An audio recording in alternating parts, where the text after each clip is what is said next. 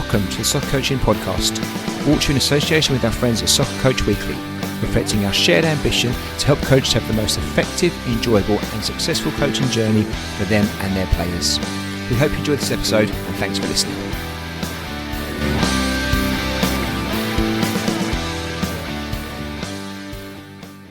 Ray, how are we doing? Yeah, I'm very well, thanks, Scott. How are you?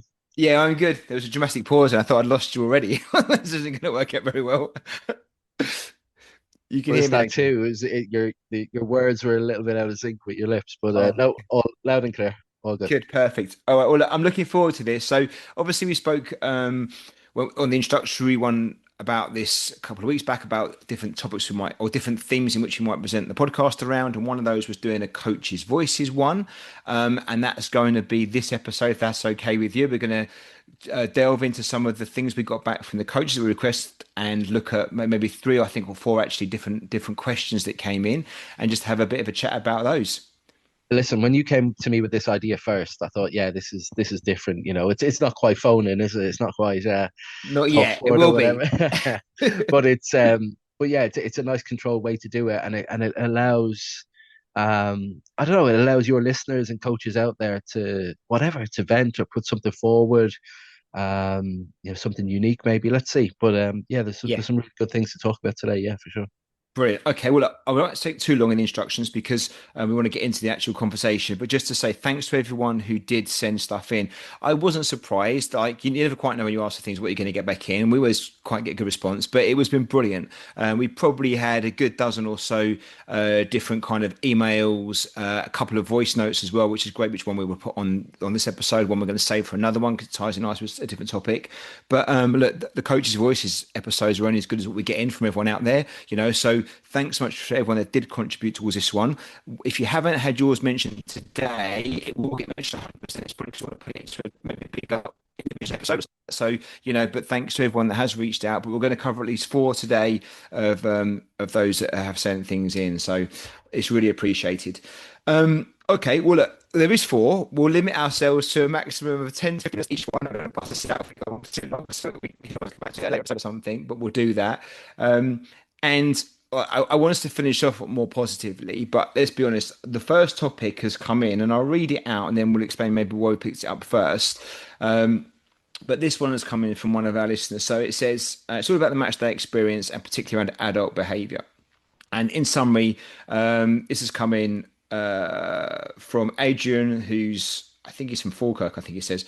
But anyway, he says, I love coaching during the week, but match days are becoming stressful because of the behaviour of some of the adults, coaches and parents. How do we protect the players' experience while keeping compete whilst keeping competitiveness to high standards?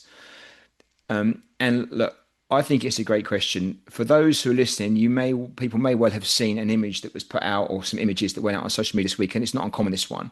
I've actually got it here and I'll try and share it in a bit. But there's some photos that went on, some different social media posts about obviously there'd been an altercation at a kids' game. I'm going to guess these are around under 12s, 13s, 14s. They were certainly young. And you see this photo of men basically having a fight, and one of them's got this kid trying to pull, I'm assuming his dad, back out of it all, while other kids just looking on. Like it's a heartbreaking photo, genuinely a heartbreaking photo. For anyone that loves the sport, it is a heartbreaking photo. I think you can see 1,000 images of adults acting like idiots. That happens regularly, unfortunately. But when you see a kid trying to drag an adult out of this, to me, it just epitomizes what is currently probably an epidemic problem in the grassroots game. And I've gone off on one straight away here, right? Putting my position out there. But I guess that let's debate it because that's what this is all about and talk about it. So for me, my first question to you would be, Ray, how close are you to the match day environment? Because obviously your priority is coach development, so it's maybe a bit different, but what's your kind of gauge on the current situation there? And then we can talk more about your thoughts around it more broadly after that. Yeah, you see, the thing is, apart from, first of all, what a way to start actually, because it's quite heartbreaking to hear what your listener was saying there about, and I feel it as well because While you're you talking, I'm going to try and share my screen at the same time, just so people might be able to see the image and you can see it as well. But you may have seen it, but please keep talking. I'll just try and share and hope you pick it up. I've got to assume it's the same it's the same, maybe still from a video that I've seen. I assume it's the same game because it's kind of done the rounds over the last few days, and I'm pleased you addressed it first because you don't want it to be the elephant in the room that no one's talking about because it is, it looks bad, and it's really hard to suggest any sort of context to which this was acceptable or whatever. I think it all started from there was a red card in the game, and I think it degenerated then on the sides. And I believe it was an under 14 game, but it ties in, doesn't it? It ties in with your member's question there about around the match day experience, and I, I know if it makes him feel any better, I think sometimes coaches and I speak with the I work with some professional coaches in a sort of mentoring capacity, and it's funny because it's always the first we have a group session and it's always the first domino to fall. It's always the first one to admit something where the rest of the room goes, well, actually, yeah, I feel like that as well. So when I heard that first one about the match day experience being so much poorer than the training one, I felt it because you do arrive to match day someday, and my body of work goes back 20 years in some part of the game, most of it in youth football, and you get that feeling. Some days more than others, probably. And I know coaches who've left the game because of that feeling. They like working with kids and they like doing that, and they want to put good sessions on and they want to coach. But then match day becomes a law unto itself, and I don't think it reminds me a little bit, without going down this rabbit hole. It reminds me a little bit of the Vinicius stuff last week in the Champions League at Benfica, whereby I feel like there's only one side of the line you can stand on with this. I don't, in a court of public opinion or otherwise, I don't feel there's any possibility where there's a good version or textual version of this. Um, Certainly from the video I saw, it kind of, it wasn't one fight. It was kind of numerous times that adults came together to exchange blows. Um, would I want my kids or myself to be a part of that environment that day? Absolutely not. Absolutely not. I would be ashamed. I'm ranting now, but we go to you go to away games. It doesn't matter what level, whether it's grassroots or academy or the non-league environment. Sometimes at a slightly higher age, you bring your team to places, and you think, I want. This is maybe my ego, but I always thought I want to come across really well today, and I want the players and parents and everyone associated to be, to represent us in a really good way. It's a game of football on a Saturday or Sunday morning, when we really, you know, strip it apart, and it's a kids' game of football. So for all that to go on, I think it's undefensible, indefensible. It really is. But I don't know, Scott. Normally you come with a problem and you come with solutions, and I don't have the solutions. You have the sort of short term throw the book at everyone involved in that sort of thing, and there'll probably be some collateral damage with it, I guess, because you want to make a point, don't you? You want it to be so bad that no one else, people really think long and hard about what they do next. So I don't know if you sort of develop some thoughts around it, or if you've had experience of it yourself. But yeah, solutions are in slim supply, but it's not great. It's not great at all. Look, and you're spot on, Ray, with how you summarized it, and the fact that, look, it is about what we do going forward. But I think the challenge of that is you have to know what the root cause of the problem is in the first place before you solve it. And there's different ways you can be proactive, maybe through coach education and stuff like that, which I think can be ramped up loads around this topic. I've done, I mean, I've done quite a few coaching courses, and this is barely touched upon, like barely touched upon. Even on the old youth mods, which I loved and thought were brilliant, and it was about environment, creating an environment around coaching. It wasn't about match day experience really as much, and it certainly wasn't about how you manage poor adult behaviour. That's never been discussed, and it is epidemic in our grassroots game in England. I mean, it really is. I can talk about some examples in a bit. But I thought about this and I thought, well, like, you can't just come with problems. What are the solutions? But I thought, well, but what are the problems in the first place? And I think the root cause, not the root cause, but one of the major problems that I've seen, especially over the last few years, is the fact that what tends to have happened is two things. Number one, I think that adults, whether it's refs, coaches, or parents, have failed to accept that it's okay that kids make mistakes. I don't mean about giving the ball away. I don't mean about getting an own goal or keep making an error. I mean about a kid getting angry on a pitch, putting in a nasty tackle, getting angry, maybe even, and not a right, but throwing a punch. I'm not saying it's right, but kids will make mistakes. Now, if we're going to flare up and react like crazy adults when, and I know it's hard watching your kid get a nasty tackle or worse still get someone throw a fist. I totally get that. It's horrible. You don't want to see it. It shouldn't happen. But what we can't do is make a bigger problem out of a smaller problem. So, kids, 13, 14-year-old boys will probably fall out at some point, potentially girls as well. Boys that tend to have, generally speaking, we also have a physical conversation there because, they're often wired a certain way, not excusing it. But if we as the adults around that can't manage our behaviors when that happens, in an adult appropriate way and we're just making it worse, then unfortunately football's doomed because it should be a safe space for kids to make mistakes, not tolerate, not excuse, not allow, not accept, but allow them happen and manage it accordingly. And what I've seen is you know adults create these very adult environments at youth sport. So I often see under 12s, 13s, 14 games that are treated like they're under 18 games and professional by referees, by coaches, by lots of ways, by the way the refs talk to the players, by the way the players are coached, by the behavior on the outside, by the spectators. It's very much adult. And then we expect our kids to be able to act like, to embrace that and deal with those environments when they're 13, 14, 15 years old is ridiculous because they won't do it. Some might be able to. The early developers, early maturers, calmer kids might be able to, but a lot of kids won't. And then when you factor in the kids that maybe have special educational needs or behavior issues as well, which should be able to play football and enjoy their sport and be protected in those spaces as well, suddenly we've created a recipe for a disaster all because the adults have done it, nothing to do with the kids that actually, end up having a problem and then the adults make it worse. So, I think we've got this issue where we're creating bad environments by adultifying the game, and then we've got adults that can't deal with the fallout when kids can't handle it. If that makes any kind of sense, Ray. It does, and you know, when you have a problem, you probably don't have one solution. You probably have, especially a big problem, you have to probably look at it and tackle it from multiple different ways.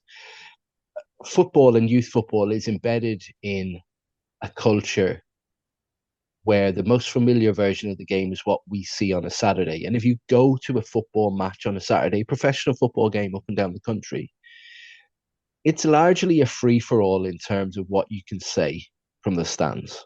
There's nothing is vetted from there. Now it's a far cry from the 1980s where that manifested, especially in England, where that manifested itself in a completely different way, and it still does all around the world from time to time. But I shouldn't laugh really, but I remember going to a game, a non-league game, a few years ago, and there was a really well-dressed woman sat in front of us, and bear with me now, but and when I say well-dressed, it was sort of like a little bit out of place. And it was sort of like your husband's promised to take you somewhere tonight and you've ended up at the game and you've but and I just sort of I made a note of it. But genuinely, Scott, the minute the referee blew the whistle, she was up and she was effing and jeffing and it was just so out of Like a character. switch. It Yeah. really was. And I'm kind of just, you know, talking about it like that because of the contrast. But most adults, it feels contrast like that when it comes to the game of football. And it's something about the game of football which almost gives everyone permission to Yeah. be out of character. Like the same parents, I believe that clip is from Wales. So can I guarantee you no, maybe not, but 99% sure that that doesn't happen with the same bunch of people at a rugby match or a cricket one or a swim meet. Can you imagine a parent doing that at a swim meet? Running up and Yeah. down the side of the pool, giving their pennies worth to Yeah. whoever listen. So I do think we have this kind of identity problem around football where we can't seem to separate the free for all that I don't know shouting abuse at Mo Salah was getting some um as he was substituted, for example, at the weekend. And I don't know, people think that that should, be part of the game and it translates to around young players. But, I can't imagine. I imagine there was some people there who thought that was great fun on Saturday or Sunday, which probably exacerbates it a little bit more and maybe, shines a light on it in a different sort of way.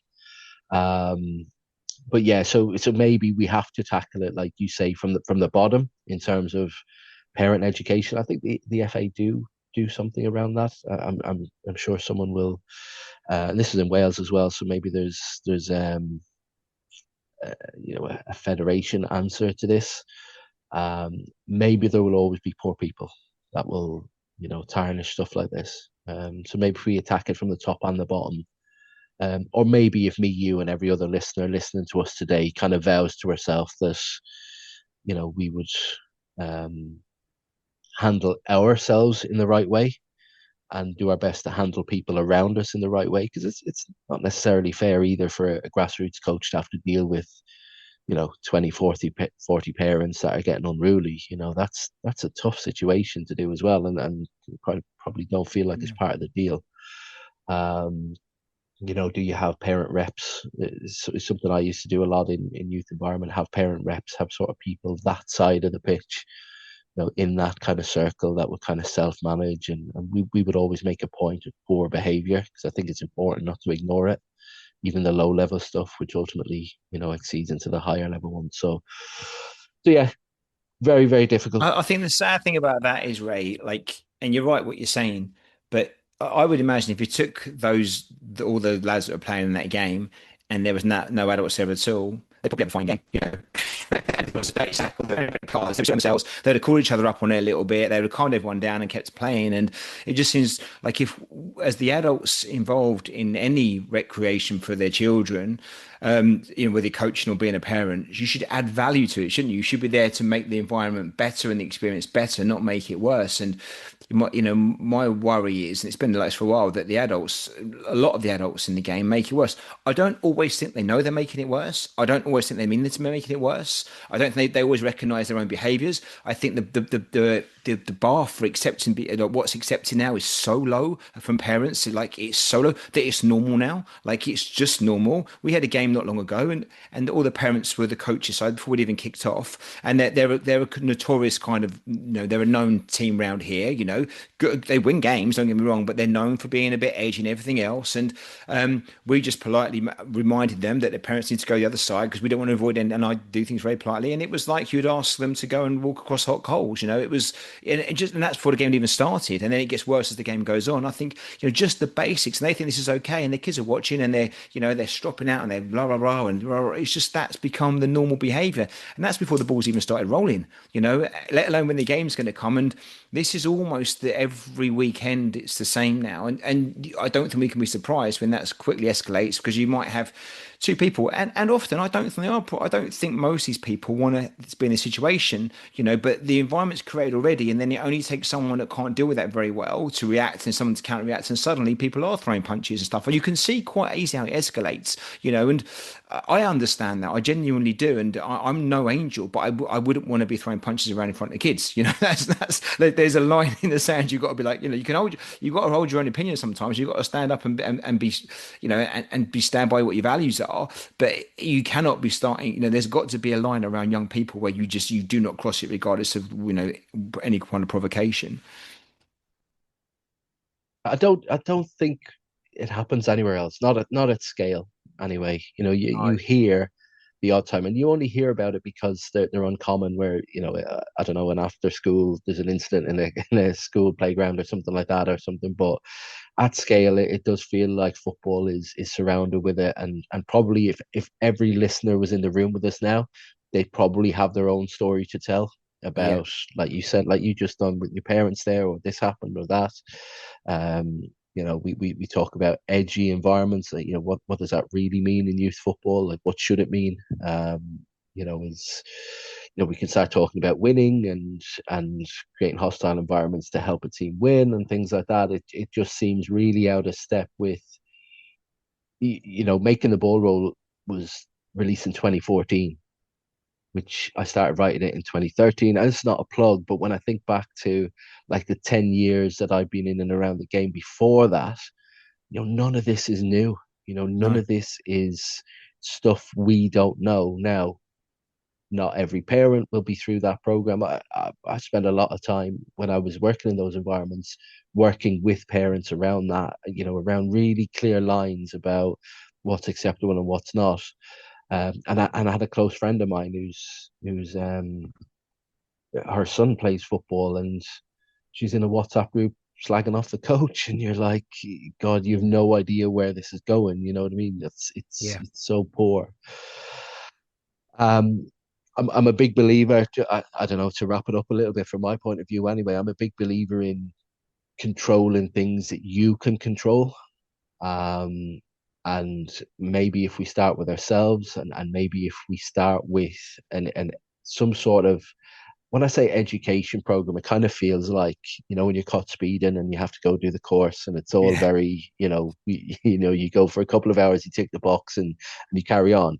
Yeah. So, I don't mean an education program like that, but I mean, we had a referee, for example, and when you take people out of that environment, we had a referee deliver a session in the classroom for players and parents around, the stuff that stings, the stuff that's interrupting our game.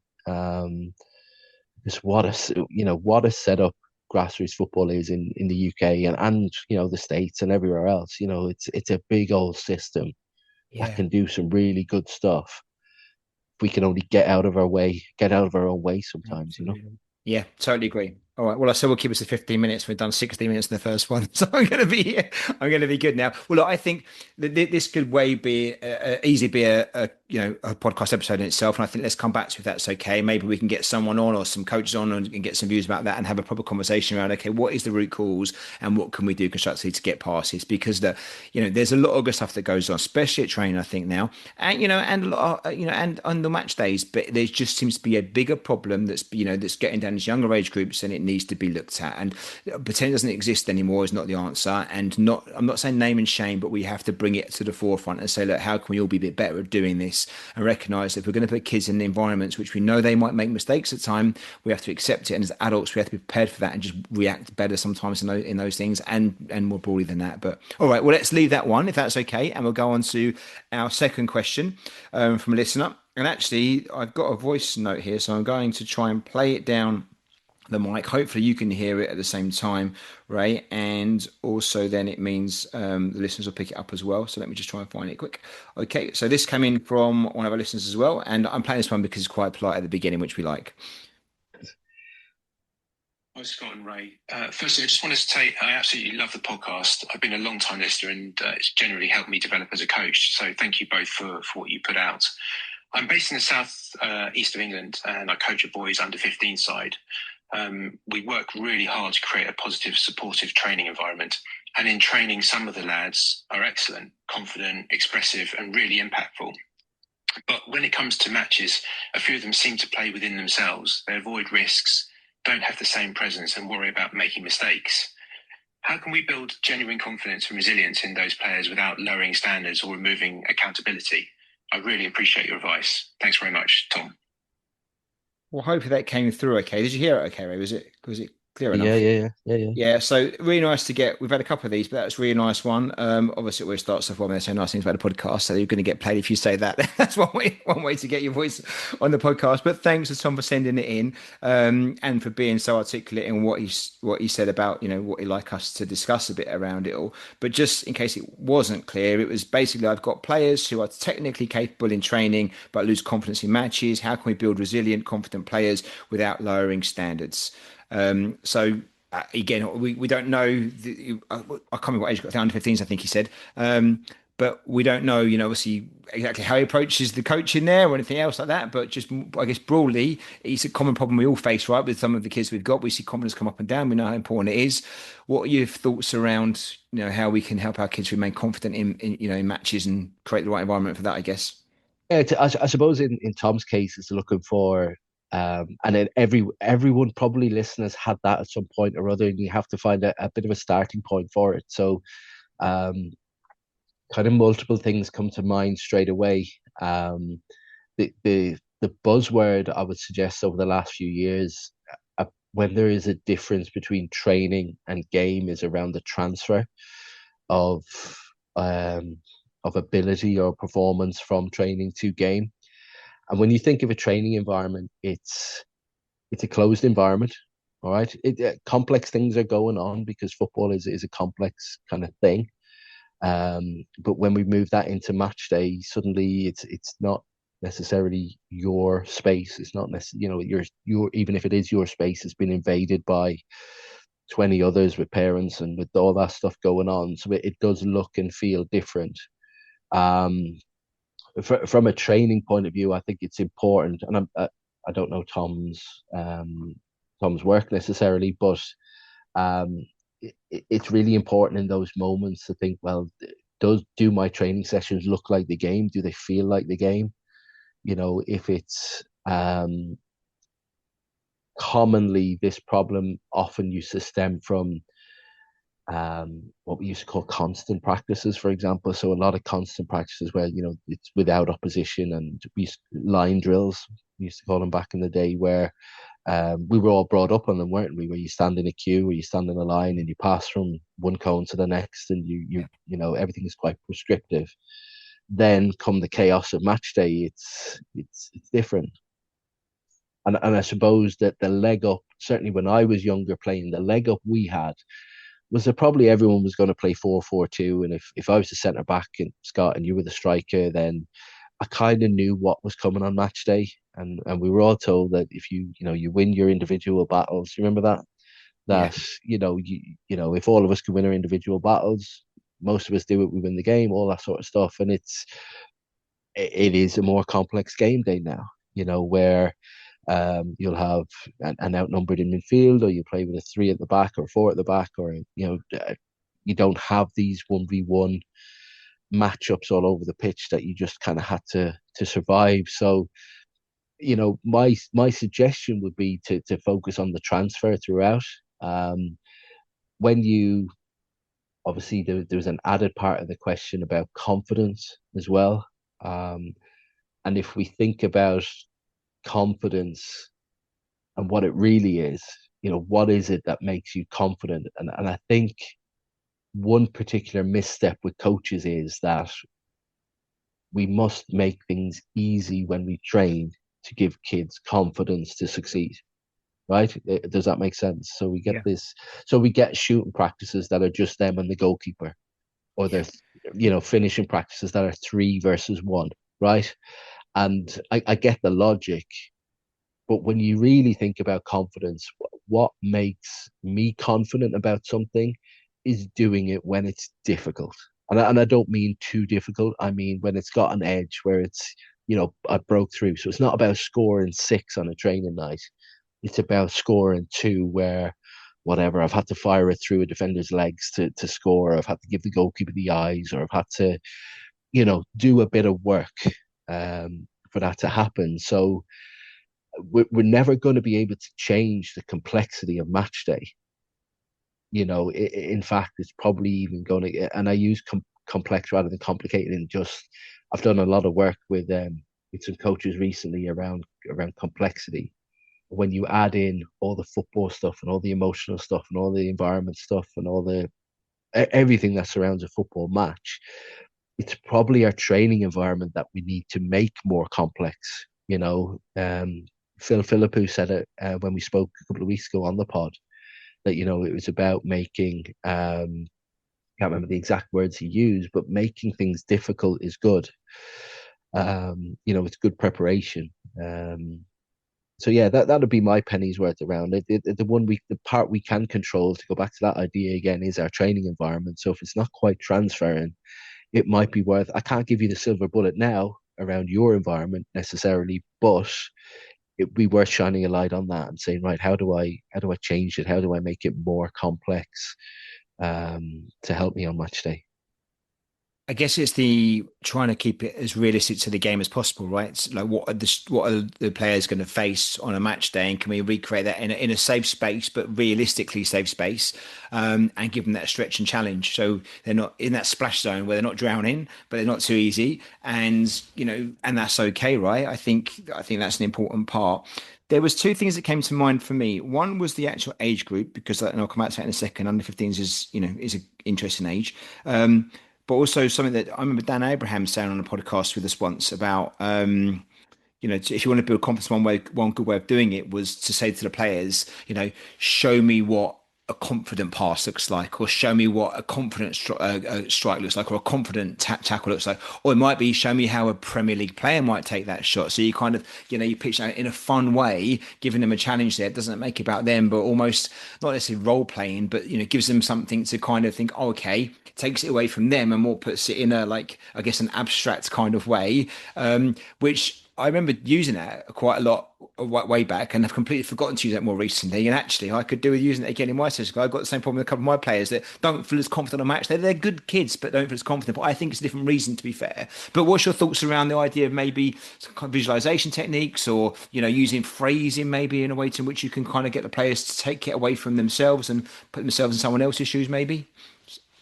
Look, Dan's the champion of that sort of stuff. You know Yeah, what I mean? just And yeah, but as soon as you say those words, what does a confident passer, shot, or whatever it it to me when you said that, it feels like, yeah, I could feel how that would feel. You know what I mean? I could feel the change maybe in what that looks like.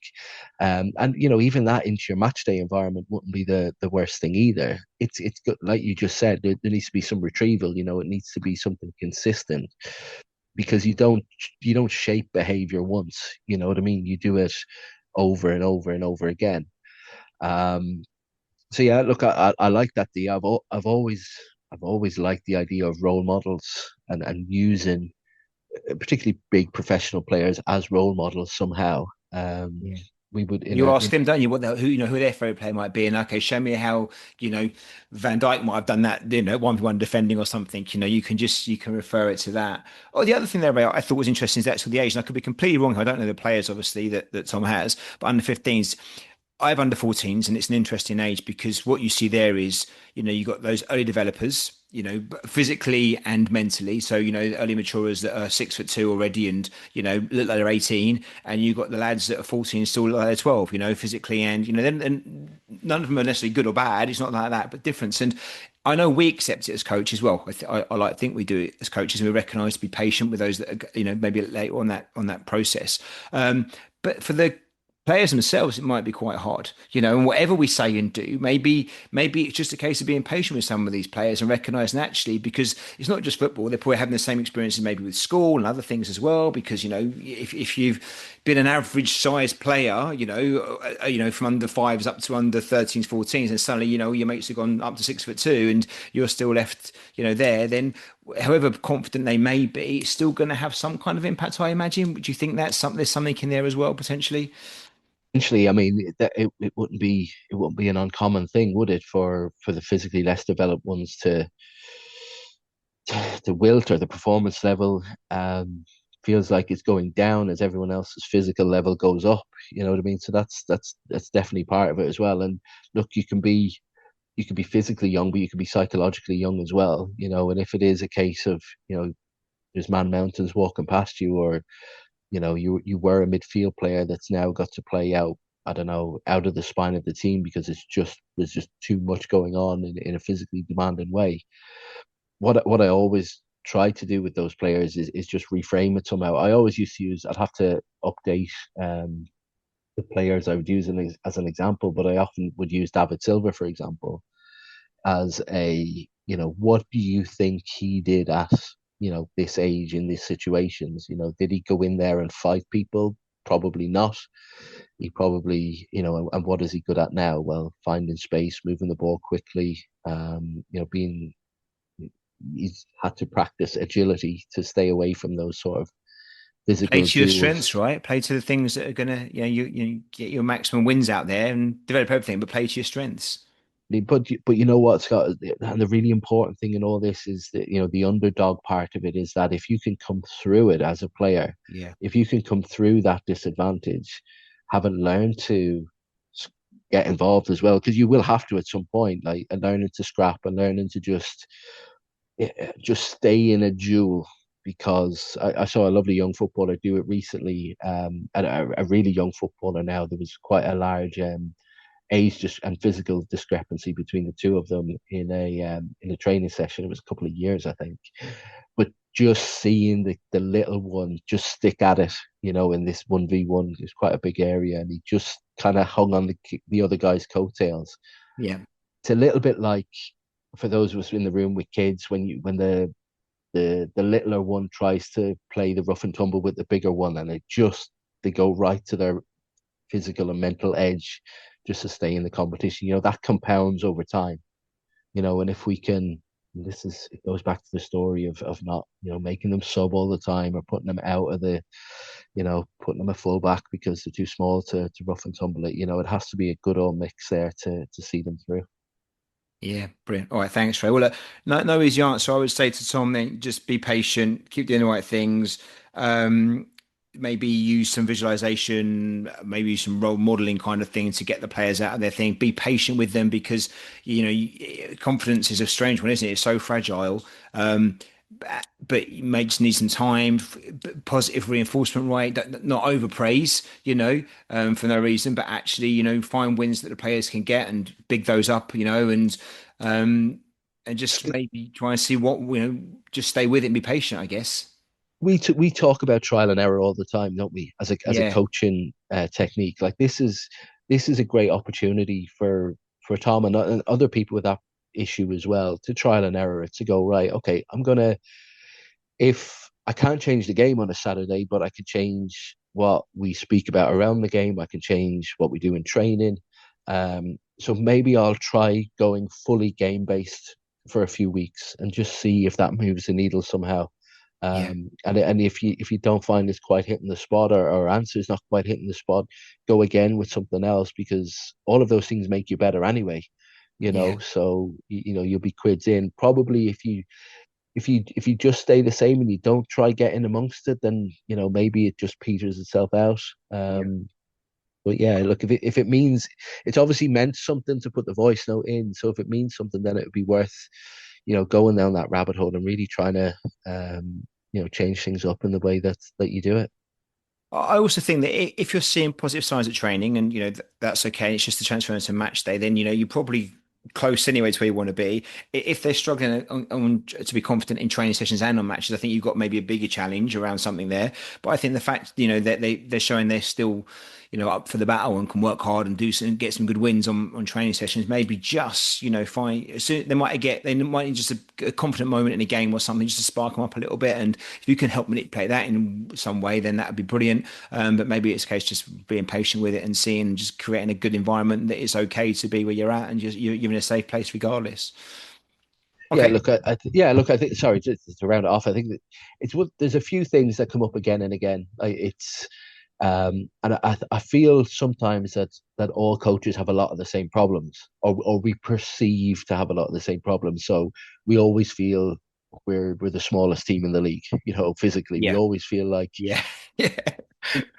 so maybe the things that maybe they just do need to unravel. It's really hard to say exactly without the context, but I think there's enough there to chew on to get that working.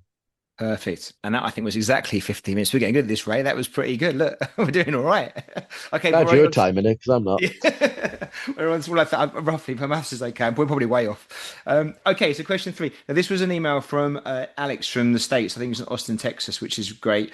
And I won't read, it was quite a long email, which is brilliant, but I've summarized it into a sentence just for time. But I thought it was quite interesting how he worded it. And it's not a criticism of Alex, but it's quite interesting how he worded it. And maybe you'll think the same. But let me just read out my one line summary of it.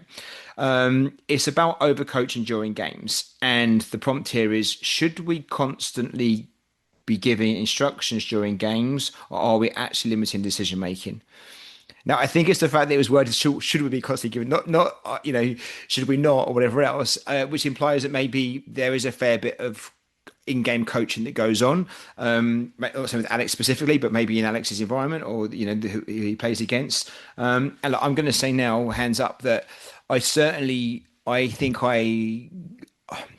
I don't think I give instructions during games. I give lots of reminders about what things we worked on and spoke about, and I'm not saying that's right. And I'm not a quiet sit back and just watch the game unfold. I'm there. I want to be involved in it a little bit, but not as a distraction. I try and pick my moments when I do make my comments, not when the players are on the ball.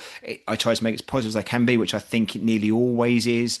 And it's usually reminders about what we wanted to do and how we want to play, and just and questions rather than instructions. But nonetheless, I do talk a fair bit, so I'm just being transparent and putting myself out there first, as probably certainly on the noisier side and the quieter side. But I'm not relentless, and I'm not like, and I never shout to the ref, never shout to the linesman ever, never talk to other opposition players at all, unless it's something positive. But on match day, I'm certainly, I'm there, I'm involved, and I'm not saying it's right by any stretch. It probably isn't, but just that's where I am. So I can't now start saying something different when you start saying some good suggestions out there. But what's your thoughts on what Alex has said, and just generally around kind of that potential overcoaching?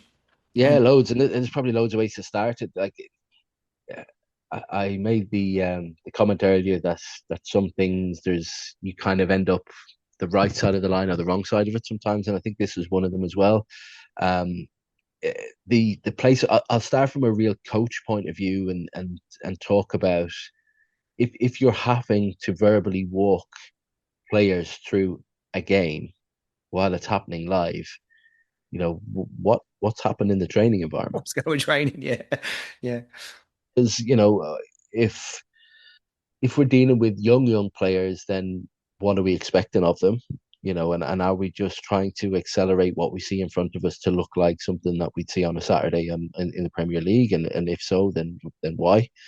If it's with older players, there should be a body of work or a period of time over, multiple years where you've been working with not necessarily you yourself working with them players, but multiple coaches to not need to walk them through Yeah. or talk them through every part of the game. So it kind of that would be the first flag it would throw up for me, because the most impressed I've ever been with coaching performance on match day is when the players look like they're functioning as if they were part of some sort of football education for a while. They know what they're doing, or they trust what they're doing, or the coach trusts what they're doing.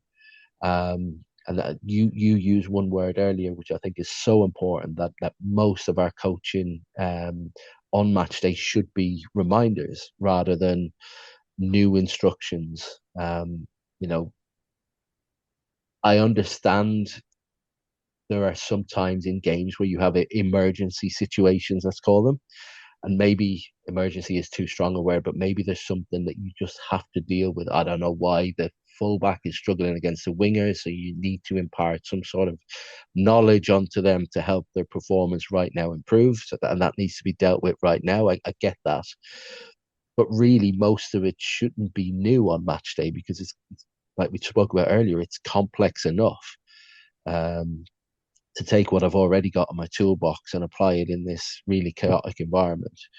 My son said to me, my son's 7, and he's you'll be surprised to say this, like he'll take it or leave it. He'll play on the playground, he'll play with his brother or whatever, but he's not into it. But he said to me in the car, and it sounds like I'm setting this up. I'm really genuine in saying this. He said, when the other kids shout at him in the playground for a pass, or they all want the ball, don't they, at that Yeah. age? And he said that confuses me. It kind of stresses him out. And it sounds like something out of a coaching manual sort of thing that's a little bit provoked, but it really wasn't. We weren't even talking about it at the time, and he came out with that independently. So you just imagine the layers you're adding to that when parents are probably shouting one side of the pitch and Yeah. you're shouting another side of it. It's not great, is it? I don't think we could put that kind of situation into any performance environment and expect it to work out well. So focus, I would say, focus on what you're doing in your training sessions, in your preparation. moments you have in between play at at half time and at breaks and stuff like that to reinforce stuff. Um, I always found working with a curriculum a really good idea because it allows you to to teach the game. You're not missing out things, so there's less of those emergency moments that you have to jump in Not and being as reactive. yeah, Yeah. I feel like because really if you're not working with something like that, it's easy to work in a reactive way, or you just coach the things you like to coach, which is it's fine, but you end up just coaching a really narrow part of the Yeah. game. Um, Whereas maybe a curriculum helps you get around the game sufficiently enough so that after a few years, your body of work doesn't require you to Yeah. constantly have to yip and yap. Um, I and that think one thing I see, Ray, is sometimes, again, it's no, I don't think I do this. I probably do, but I don't think I do this. But I do see it. I think coaches going from a match day very early to kind of criticize and correct. Maybe let's not say criticize, just correct. Like I think I always want to say, well, my eldest boy helps out with me now on a Saturday to earn a bit of money, and he's doing A level, so he comes on a Saturday and helps out, and he's great because he's been through it. He's 17, and so he's kind of he's good to have him there. But I always say to him, look, do me if I watch the game, see what you think, but only tell me something you've seen it for 3 times. Don't tell me I don't want to hear the first time. Don't tell me that's not right. That's not right. If you see the same thing 3 times, then let me know because I might have missed it and we can talk about it. Because the first few games they come along and be like, oh Scott, he's doing this or that's happening and that's happening. Like you're going to say to everything that's gone on now. Let's just watch the game. If you see it for 2, 3, 4 times and there's something there to be spoken about, good or bad, then let's have a conversation around it. And I think sometimes as coaches going straight away, one mistake and we're don't do that, don't do this, and well, actually, it might have just been a one-off. Let's see if it happens again and again. So again, I'm not saying maybe it's not a black and white thing either. Instruct or don't instruct. Maybe it's a case of just picking the moments, making sure that actually it's something that needs to be a conversation about, whether that's half time or the quarters, whatever it might be, or actually doesn't need to be said now. But give the game a chance to flow first, and give the player a chance to maybe fix that error or do something different next time, rather before you go straight in. Do you think that would be something worth considering? definitely, I think in any environment, we'd all appreciate the opportunity to self-correct. And have multiple goes at something before it's a problem. Um, and the idea of allowing players time and space to self-correct, I think is quite common now. But I think match day does something to us as well, where it just becomes, you know, if you asked an AI model to show me what a stereotypical football coach should look like and should behave, it probably comes back to what we're talking about. They should be loud, they should be brash, they should know everything, they should correct all the time. It's a really poor version. The stereotypical one is a really poor version of it.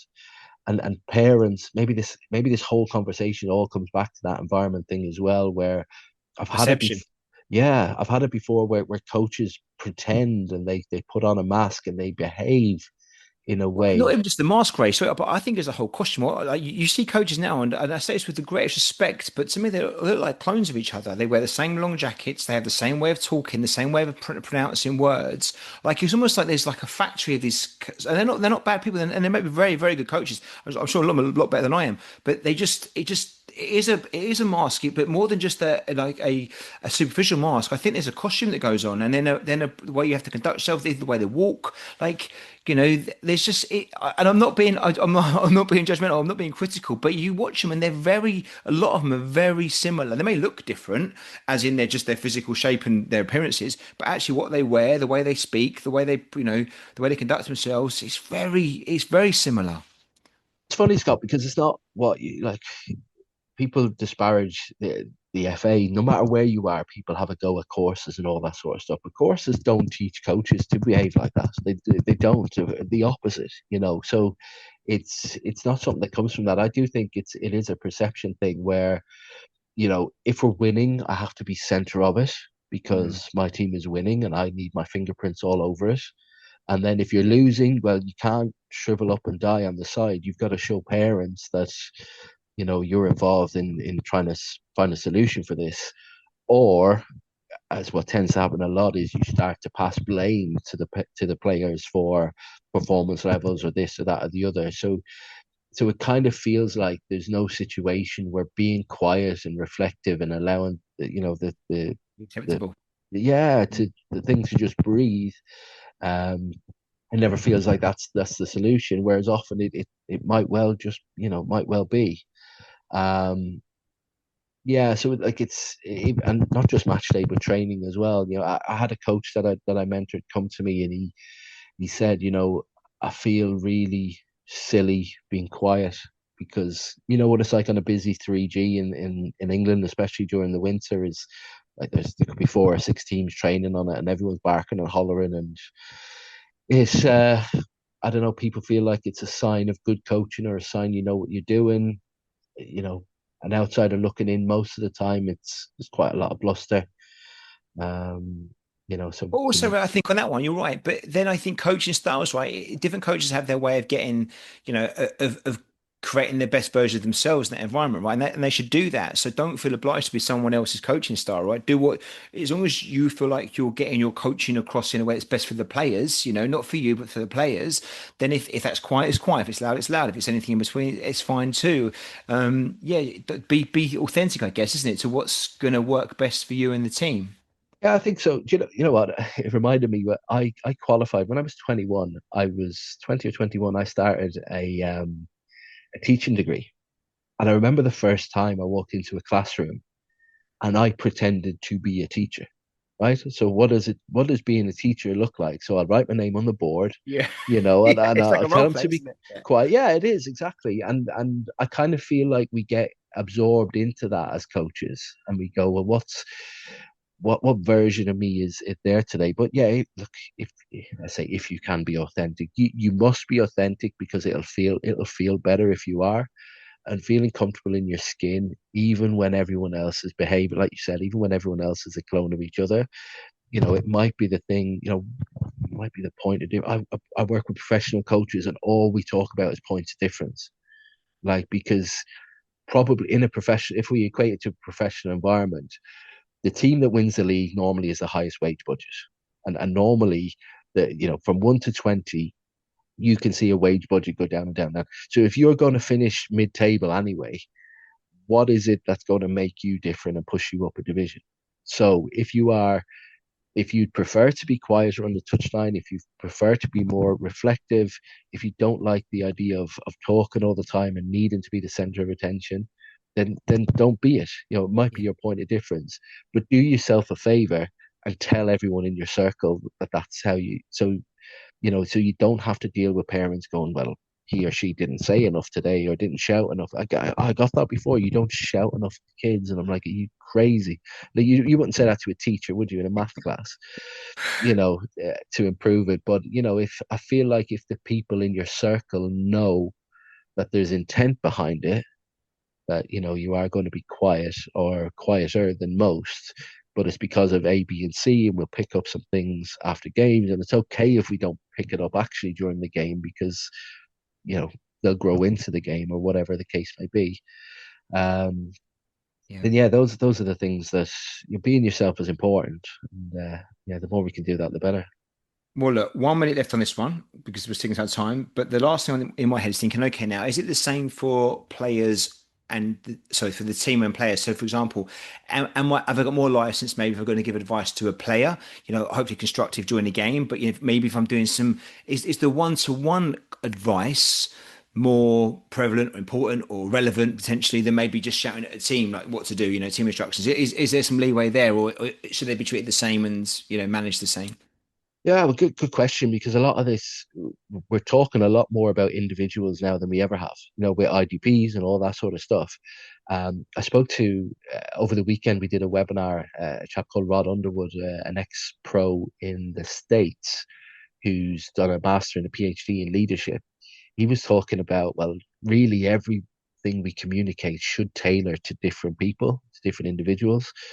So the answer is kind of everything and nothing at the same time, because if you really are to impact a whole team with the same sentence or the same talk or whatever it is during a game or otherwise, the chances of you succeeding is very, very unlikely. And I think if I was struggling in a game for whatever reason and you took an opportunity to speak to me personally, I would probably view that as expert coaching over, shouting and hollering over my performance, because probably shining the wrong kind of light on it.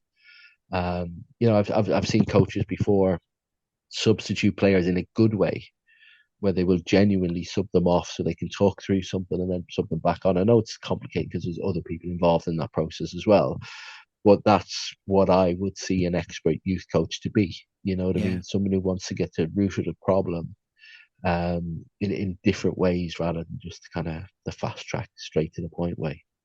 I would do that a lot with my younger age groups, so six, seven, eights, nines. I hardly do that. I'm ashamed to say I hardly do it at all now, and there's no reason why I couldn't do it now. There's no reason whatsoever, just because it's a slightly bigger format. We've got roll subs, and actually that was a common thing when we had the younger ones. And sometimes positive come off that was really, really good. What do we do? Go back to that again, or actually, what have you tried this? But often I think so. I think that's something to use, but. The other thing here is, I think, is if you're sticking to your coaching points, that the players already familiar with them know, and it's reminders. That feels like a safe space to be in, kind of thing. You're just reminding stuff. So there's nothing new. You're not berating. You're just there to kind of just remind everyone what we're working on. Maybe linking back to the last training session or the training sessions and themes you've done there. I think that's probably a positive way of going about. I'm just trying to get back to Alex's point and saying I don't think anyone's anti-coaching from the touchline. It's probably the amount you do of it and how you do it and when you do it, and it's those little details bits that make the bigger difference as to whether or not it's constructive or not, and also to the players, right? Some players respond well to taking that on board. Others don't want to hear nothing from you at all. So knowing your players again maybe is as important as anything else. I remember a chat with a coach in a sideline, and I remember saying to him, I might have said this to you recently as well on the pod, so forgive me if I'm repeating myself, but I remember saying to him, we have to be the only ones. We will be the only ones on this pitch thinking about tomorrow. Like everyone else is thinking about right now. So, okay, try this. If your coaching points can last longer than just that moment, if it's for a bigger purpose, we'll say. If your centre back is struggling with a really quick striker, let your interventions be about teaching him long term or her long term about how to play against a quick striker, and whatever that detail might be, rather than just this kick needs to go down the line. This needs, you need to pass this one touch because there's pressure coming from somewhere, whatever it is.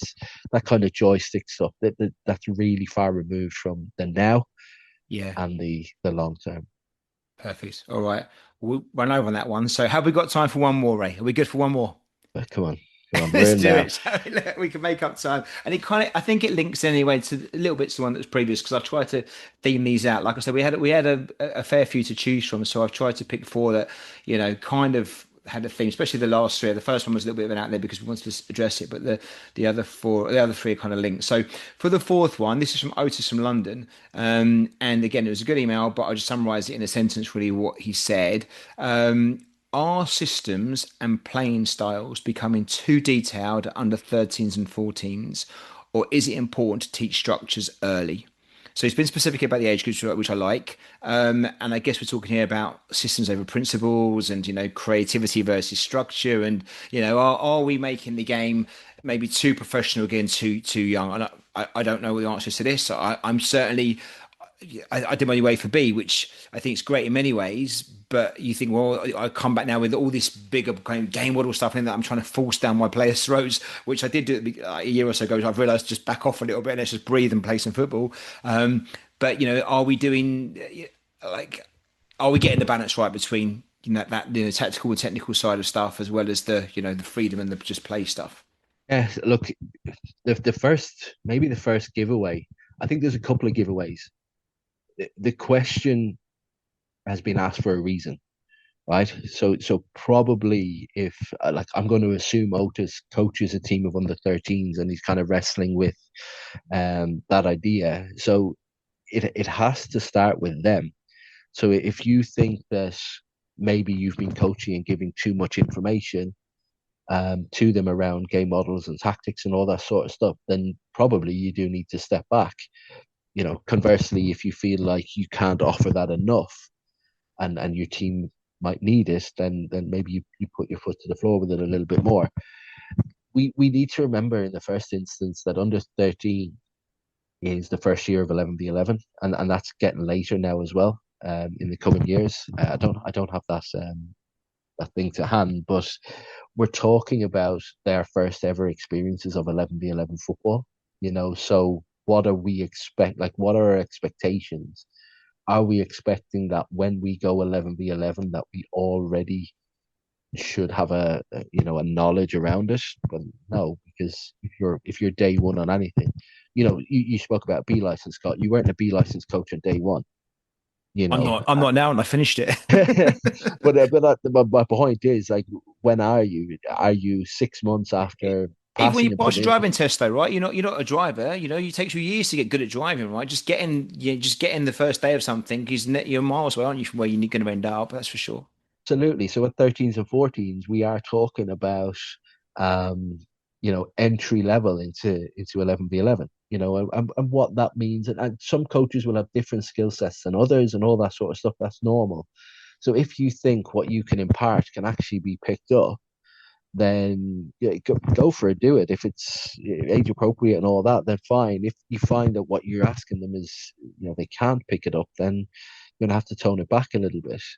Um, I keep talking about my children. I didn't necessarily mean to, but I had my little boy, my 4-year-old. He's mad for football, and he watches all the stuff on YouTube and all that type of thing. And if I caught myself speaking to him about like an off the ball run or something, I know that sounds really geeky of me, but it was Can't quite help it, yourself. it was quite throwaway. And but like what he doesn't see the game like that. And okay, the age range is massive compared to what Otis is talking about. But what he sees is the net bulge in the goal, the celebration. You know what I mean? He sees the game differently than I do. So your 13-year-old, if they're seeing the game still very much of it's me interacting with the pieces around me, then, help them go from there. There's very few at 13 that will see. They will tell you everything about formations probably because they're playing FIFA all the time, and that's a really good kind of segue into 11-a-side tactics with them. But the right back's connection to what the left winger is doing is really, really far removed. Yeah. So my suggestion would be, as they're getting older, they will move from that kind of capacity to understand what they're doing as them alone. Then it's kind of me and my mate, and it's me and my unit, or we talk about units, don't we, traditionally as defending midfielder and forward units. But when you think units, that might be um, Jurgen Klopp, they would always call it the triangle. The Trent, Salah, Left back to Henderson, left wing, or yeah, left wing to centre forward, or feel those kind of units. So you might actually be part of more than one unit of your team. But if you can sort of connect those dots a bit better, so I don't know, when the ball's on the other side of the pitch, can you connect with your, like, if you're a right back, can you connect with your right centre back, for example, out of possession, or whatever that might look like. Those are probably better building blocks than giving the full picture of um, the full Saki treatment where one player moves and we all kind of, the last person in line yeah, must pick up a certain position. So that would be my gut. But there'll be under 13 coaches that will have a certain group environment. Maybe they can train and they can train on a full pitch or half a pitch where it's far more familiar and the training age is better and stuff like that. That might just cope with a certain tactical idea better. Um, which is a different conversation again. So the key thing for me is, where are your players? What are they capable of? What are you capable of teaching them? Which I think is an important one as well, because, like I said, if Otis feels like he's taken them too far, or whether Otis feels like he's not able to take them to where they need to go next, maybe you get different people great in and point. around you to help.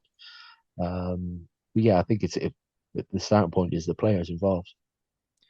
Totally agree. The stage that the players are at is the most important thing. 'Cause you'll have some under 13s that have played since under fives, that are, maybe high performers in inverted commas, that are all collective and maybe they've had coaching from coaches, yourself, Otis, or whoever else that has put them in a position where actually they're ready for that next level, maybe, or that next bit of detail and stuff. And it won't come at the expense of their individual development. And others maybe under 13s, 14s aren't at that stage of their development yet. And they're still, it's me and my ball still, which is absolutely fine. And, it's about foundation up, isn't it and layering it up at the right time. So it probably isn't an age thing as much as it's a stage thing. And your point about actually being capable yourself as a coach and being honest about that and what you can bring to the table and what you can't, and coaching within those parameters is probably the most important bit there. I do think that the one thing that we've got to be careful of, because as coach education gets bigger and more accessible, and we're all hungry to learn things, and it's easy to go and listen to a podcast or go and get one of your books. I think we don't want to stifle the creativity. And I don't mean just as in like, the left winger on a match day. I mean, as in ideas and thoughts and ways of playing and, that freedom and stuff. And actually, when you just let players play a little bit, as a coach, you pick up ideas as well about things you didn't think they could do. I'll give you an example. We played a game, was it this Saturday? I think it was Saturday. Yeah, we played a game on Saturday, and in our formation, we play with two centre forwards. And we don't always play with two, but we did in this game. And one of the centre forwards took it upon himself to have a free roll. He's a good player. He just went all over the pitch, had a free roll, and he was excellent. He was outstanding, and he was brilliant. We got man of the match, and the boys have all voted for man of the match. He was brilliant in the game, and he's a good player. And I was like, and he plays on our Sunday team as well. So we did the same thing on the Sunday, and he was just as good. And we said it was nothing to do with us. He just brought this to the table and did his thing. And we've learned actually, that quite works well in this team. And luckily for us, it's an environment in which I think we create a space that players can do what they think is okay. But if you don't do that, if you're a bit more stifling, a bit more strict in how you play, and you start saying, no, you've got to stay there and you've got to be here and do that, you might not see these things. And I think sometimes, and that's not a great example, but it's an example of where actually the players might have better answers than we have as coaches. And whether they're under eights or under 18s, they still might have different solutions that are better than what we might know. Certainly, I think it's a great example, to be fair, because spoke about complexity right at the beginning of this, and it's only you look at the game the way it's gone the last 10 years or whatever, that the old positional play became a thing, and everyone's got to have stay in the wide lanes and all that sort of stuff that gets pretty common, and now, because people have sort of caught up with that, I'm talking at the professional level, teams have caught up with that. It's now teams that are a little bit more dynamic, that are starting to so it starts to change and evolve. So I've always said to players, in particular attacking players, the ones who can see and smell things that sometimes coaches can't possibly. When you're told to stop, stand still on your coaching courses, it's quite, I don't know, it's a little bit fake. You know what I mean? Because sometimes Rewind that and just go through that again now. Reset the ball for 10 seconds. It's like, oh, okay. It's not, yeah.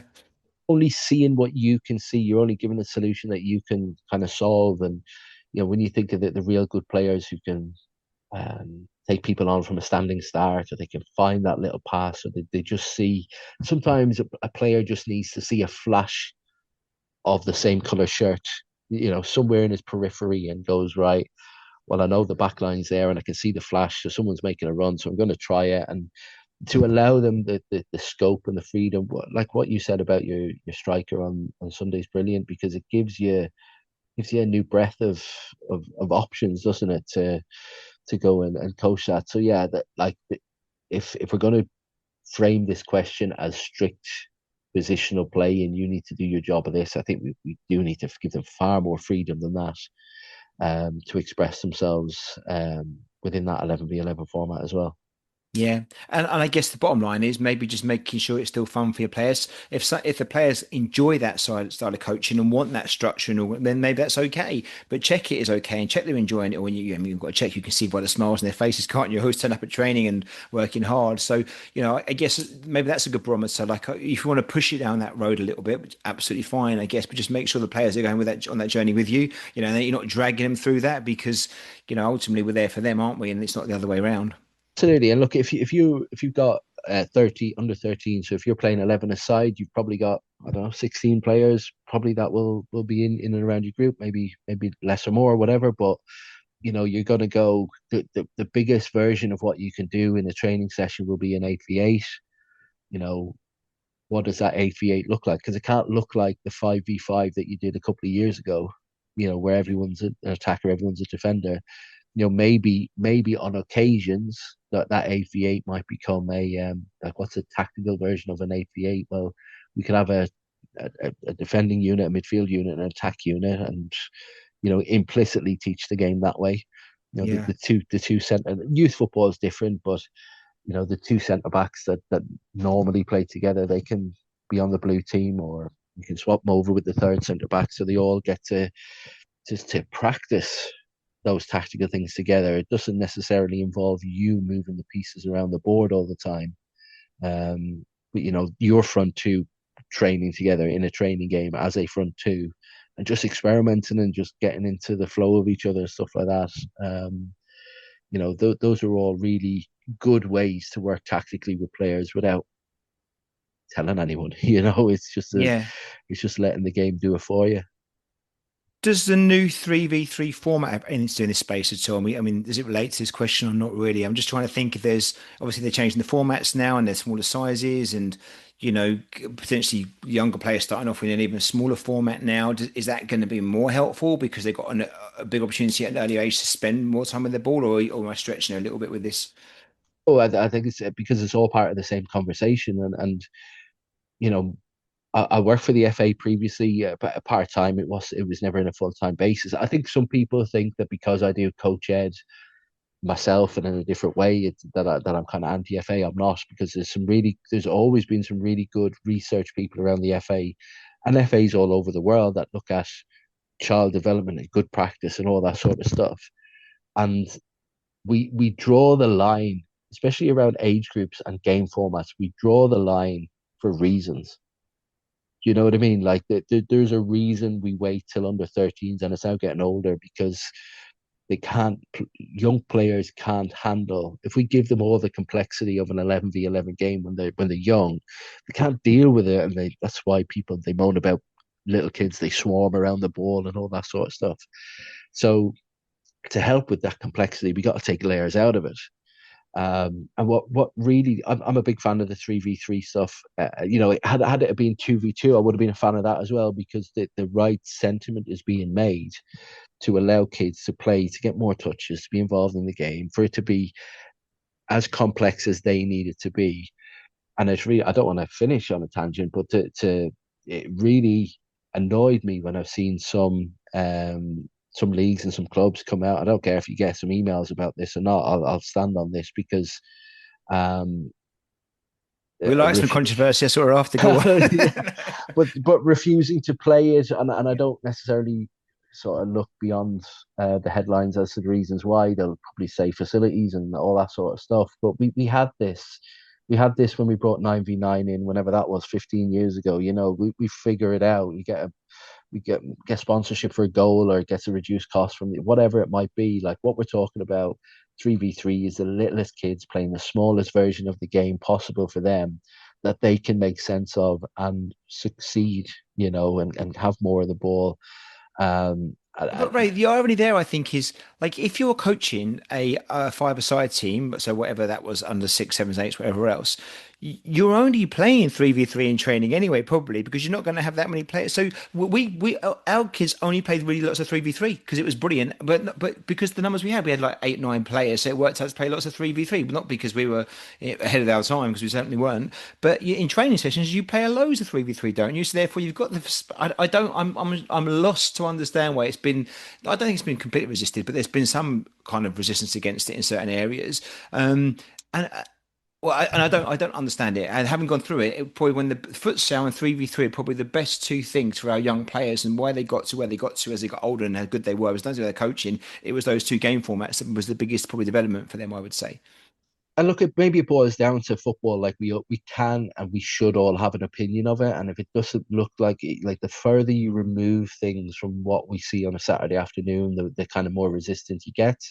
And I understand that, but there are people, really good people, all over the world that are making these decisions not based on a whim. No one's sitting around with a cup of coffee going, "I know what we should do." So my It all the is. clubs out there. And what they do to even help people is they introduce it gradually. You know what I mean, over a period of time, so you can catch up in terms of like you can get your head around the fact that maybe you won't play 11v11 till under 14 from whatever year that comes in. I don't know it off the top of my head, but there's good people, intelligent people that have looked at best practice all over the world and other sports and other disciplines and education and psychology and learning development, all that sort of stuff that goes into making that decision. Yeah. And I think it really annoys me then when Johnny from whatever Basingstoke decides, you know what, I know better than them because I played non-league for 20 years. That kind of attitude. Yeah. It really annoys me. And yeah, I think to a certain degree, bowing to what those experts are putting in is important, because ultimately it's about the kids playing. And when you think of kids, sorry, I'm going to finish now, but when you think of kids, especially on a match day, forget about being a coach, but as a parent, when they're going back to the car and they're in the car, is over dinner, telling grandma what happened in the game this morning. Well, I did this, I did that, I made that pass, I scored that goal, I got that assist, I took that throw in, I fell over. It's going to be I the whole way. If it's 5v5, there's so much less opportunities for those eyes. You cut that down to 3v3 and everything, it more than doubles because of the amount of touches they'll get on the ball, the amount of action possible. Yeah. And it just gives them more to go on. Brilliant, Ray. Well, we probably went over a little bit, but not too much. Thank you so much for that. And look, thank you to Adrian for the question around the match day experience. That's definitely one to come back to. For Tom for the questions around confidence. To Alex for the bit about over coaching, and then last for Otis about are we overcomplicating with tactics too early? All great topics, all related to probably lots of coaching ages from under 8s to under 18s. And this wasn't about trying to give any answers out there, although Ray, you gave some great answers. It's more about getting us thinking, right? That's the most important part about this, just getting us thinking. Yeah, absolutely. And I always, God, I sound like a broken record. We're talking about light bulb moments all the time, but probably, hopefully, there was something in there where that coaches just land on because it's relevant to them and it gets right to the guts of their issue, or maybe it's something completely new that they've got hold of. So, hopefully start that tour train. Well, one word that kept coming up through all of those four things was the word environment. So there you go. So out of this podcast episode, Coach's Voice one, the first one we've done. I guess if nothing else, the environment there keeps resonating through on all the topics. So keep focusing on that and getting that to something that you think is right. It's subjective, but create an environment that you're proud of and that you can hold up. That's there for the players, not for anyone else. And then you probably can't go too far wrong as long as you can justify what you're doing around that and you're happy with it. Right, thank you so much. Listeners, please, again, email in, voice notes in. You can get in the show notes how to reach out to us. Be your questions, anything you need. Give us your voices. Let's have a chat about more things. We'll do another one, I'm sure, in a month or so. We'll try and do a different one for next time we're on, Ray. One, maybe the fireside one or something else. We'll do something. But we will do this again maybe in a month or so's time. But they'll be as good as what comes in from listeners, right? And that's what we need. Yeah, let's do it. What a great opportunity as well. I think thanks to Tom for being the first coach's voice on there as well. That's really, really cool. And I'm sure other people who've heard will want to contribute as well. So really looking forward to hearing from everyone. Brilliant. Right, before I let you go, any updates you in? There may not be. We spoke recently, but anything you want to share? Or anything going on, or is it just business as normal? Yeah, loads of balls in the air, all that sort of stuff. So coach development program. I don't know if this CPD hours, so you can actually get CPD hours now with my coach development program, which is really, really cool.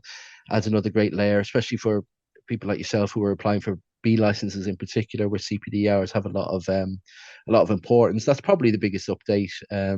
If people follow me on X, they can probably keep around that a little bit more as well. But reach out to me if you're looking for coach developments.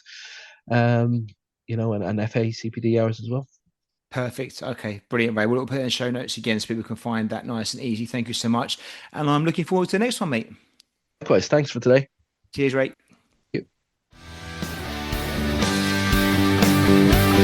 This episode was brought to you in association with our friends at Soccer Coach Weekly. Established since 2006, Soccer Coach Weekly is a leading source of inspiration and advice for all grassroots coaches. Join thousands of youth soccer coaches just like you, saving time and effort in their goal of having the most effective, enjoyable and successful coaching journey for them and their players. Thanks for listening. I hope you enjoyed the episode.